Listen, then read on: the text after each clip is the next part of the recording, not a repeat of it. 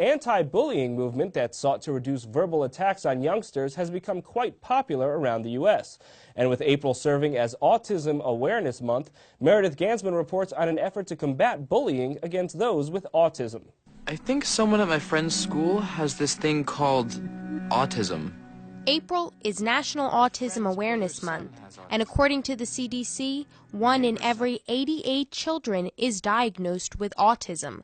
Even as the number of individuals with the syndrome grows, author and autism awareness advocate Jessie A. Saperstein says having Asperger's, the mildest form of autism, hasn't gotten any easier. I consider my case to be mild, but there's really nothing mild about it. The problems it creates for myself and my peers can be quite severe. Autism is a bioneurological developmental disability that impacts the normal development of the brain for social interaction, communication skills, and cognitive functioning.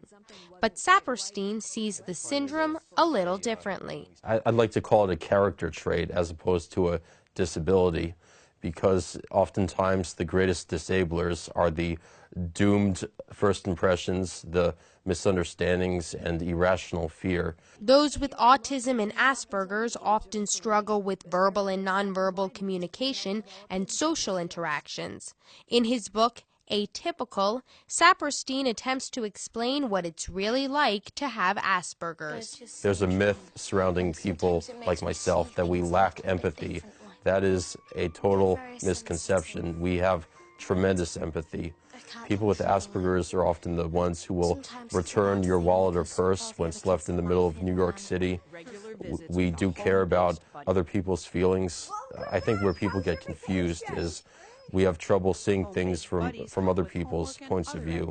Working to modify his behavior has often created further misconceptions about his condition.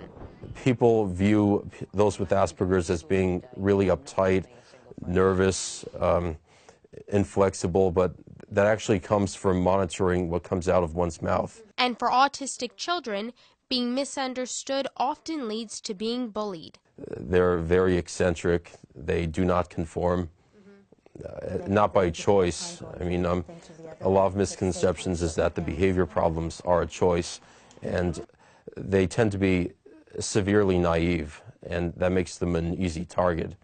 As the diagnosis of autism becomes more and more common in children, the need to educate young people in order to prevent misunderstanding and bullying is now more prevalent than ever.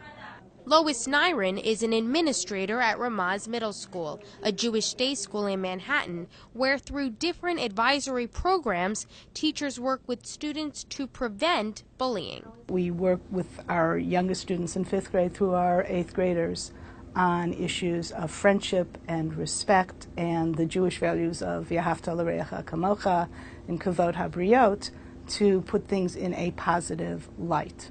To see how Nyron and Saperstein further combat bullying, tune into the full broadcast version of the Week in Review.